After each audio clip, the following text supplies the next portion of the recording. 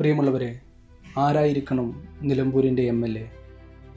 പാർട്ടിയുടെ നിലപാടുകൾ അക്ഷരസ്ഫുടതയോടുകൂടി യൂട്യൂബിൽ അവതരിപ്പിക്കുന്ന കേവലമായൊരു യൂട്യൂബ് അവതരണം സാമൂഹിക പ്രവർത്തനമായി കാണുന്ന ഒരാളായിരിക്കണമോ നിലമ്പൂരിൻ്റെ MLA?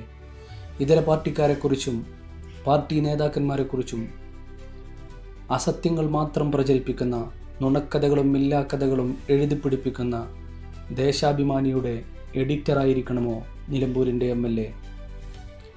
ജീവിക്കുന്ന ക്യൂബയെക്കുറിച്ചും മരണം കാത്തു കിടക്കുന്ന ദൈവങ്ങളെക്കുറിച്ചും പുസ്തകമെഴുതുന്ന കേവലമായ എഴുത്തുകാരനായിരിക്കണമോ നിലമ്പൂരിൻ്റെ MLA?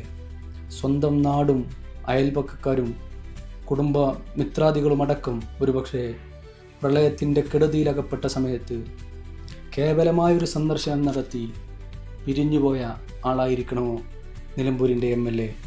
അങ്ങനെയാണെങ്കിൽ നിങ്ങൾ വോട്ട് ചെയ്യേണ്ടത് M സ്വരാജിനാണ്.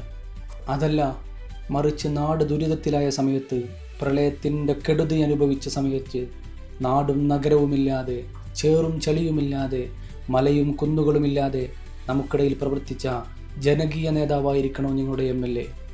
പ്രളയത്തിൻ്റെ കെടുതിയിൽ ആദിവാസികളുടെ ഊരുകളിൽ പോലും പ്രളയത്തിൻ്റെ കൊടുംഭീകരതയെ മറികടന്ന് സേവന സന്നദ്ധ പ്രവർത്തനങ്ങൾ എത്തിച്ച നേതാവായിരിക്കണമോ നിങ്ങളുടെ MLA? വന്യജീവി ആക്രമണങ്ങൾ നടക്കുമ്പോൾ ആശ്വാസത്തിൻ്റെ വാക്കുകളുമായി ആദ്യം ഓടിയെത്തുന്ന ആളുകളിൽ ഒരാളായിരിക്കണമോ നിങ്ങളുടെ MLA?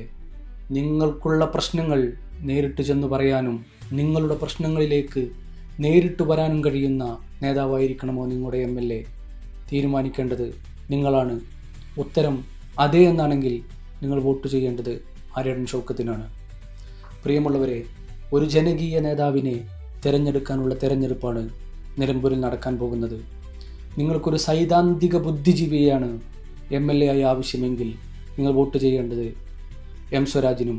നിങ്ങൾക്കൊരു ജനകീയ നേതാവിനെയാണ് ആവശ്യമെങ്കിൽ നിങ്ങൾ വോട്ട് ചെയ്യേണ്ടത് ആര്യടൻ ഷൗക്കത്തിനുമാണ്. പ്രിയപ്പെട്ട ആര്യടൻ ഷൗക്കത്തിന് വിജയാശംസകൾ.